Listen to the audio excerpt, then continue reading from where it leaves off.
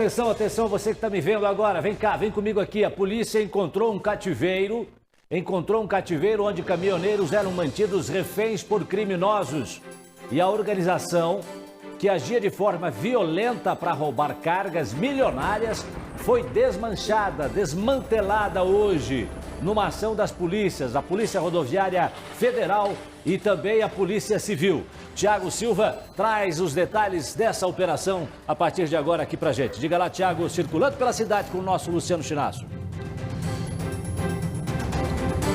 Pois é, já a gente está acompanhando o trabalho da Delegacia de Cargas aqui de Curitiba. A polícia está em campo ali, principalmente na região sul, Campo do Santana, região do bairro Tatuquara. Os criminosos fugiram para uma região de mata. O helicóptero foi utilizado, inclusive, nas buscas a essa quadrilha. O Jason, quadrilha composta por pelo menos 8 homens, 8 pessoas que iam a campo e que praticavam os assaltos, mas era uma quadrilha muito maior. A polícia acredita nisso porque deve ter desdobramento. Pessoas que roubavam caminhões que passavam pela região de Curitiba, principalmente caminhões que vinham ali do interior do Paraná, pela BR-277, ali na região de Campo Largo, próximo ao quilômetro 100, 110. Esse era o local que a quadrilha atuava.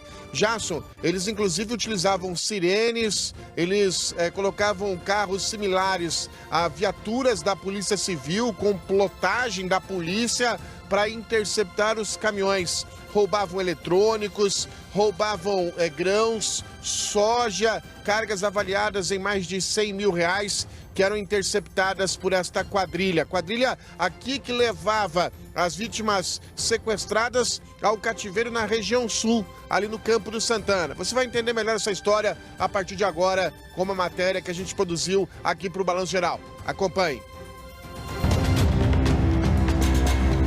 Ainda estava escuro quando os policiais foram para as ruas prender uma quadrilha envolvida com assaltos a caminhoneiros do Paraná. A investigação começou em janeiro.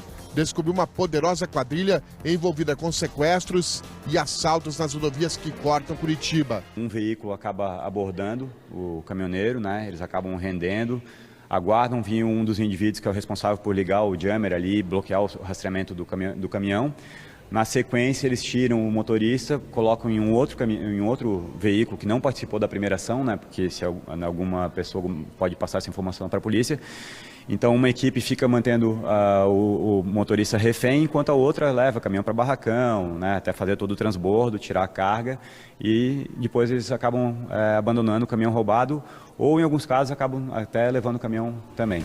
A quadrilha agia com violência. Muitos caminhoneiros foram vítimas desses assaltantes.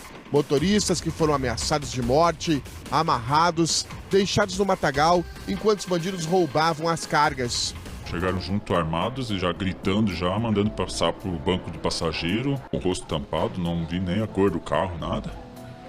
E começaram a rodar comigo e falando sempre pra mim não se mexer, não fazer nada, que eles não iam fazer nada comigo, como não fizeram mesmo nada comigo. Eles queriam só a carga mesmo. Hoje a polícia chegou ao esconderijo usado pela quadrilha. As vítimas eram levadas para esta casa no bairro Campo do Santana, em Curitiba. Ficavam amarradas até a carga roubada ser negociada com os ladrões. A gente identificou um local ali que possivelmente era um dos cativeiros.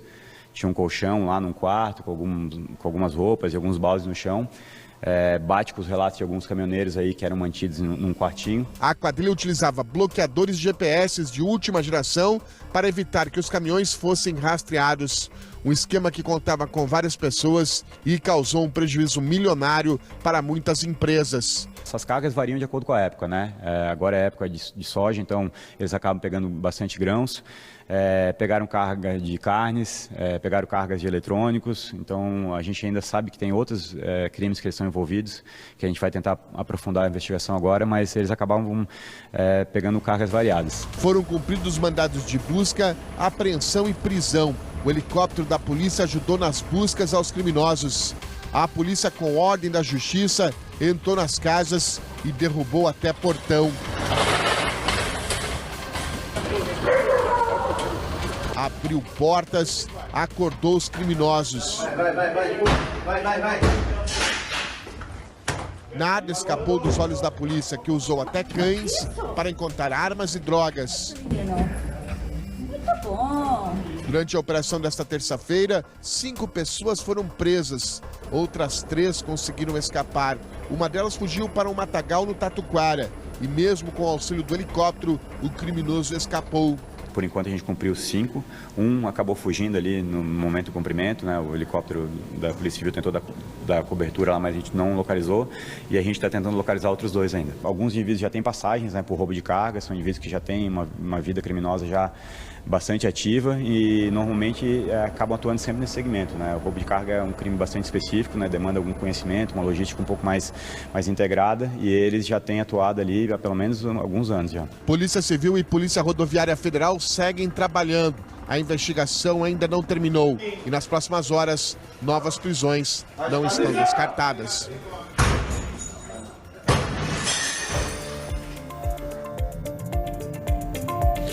É isso, Jasso. Então o trabalho continua, os policiais, tanto da Delegacia de Cargas aqui de Curitiba, como a Polícia Rodoviária Federal, os policiais seguem em campo.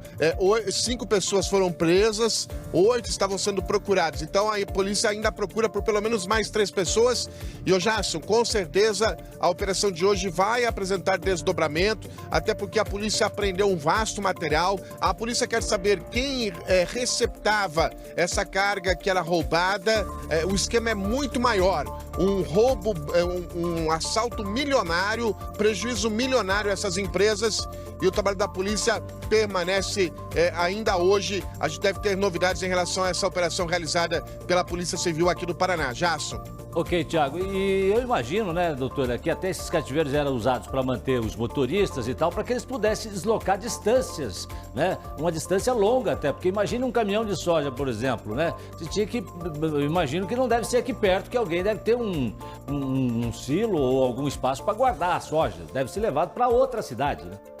Até para dar uma garantia, ou seja, a partir do momento que esses homens, essas vítimas fossem liberadas, né?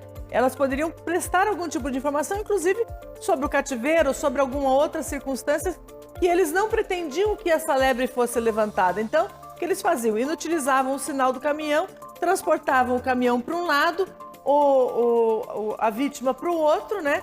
Nesse período, deixavam a vítima em cativeiro até que se desvencilhassem da mercadoria e também abandonavam o caminhão. Mas lembrando que para isso precisamos de muita organização. Como o delegado disse, não é uma situação que está correndo há pouco tempo, mas há anos de organização.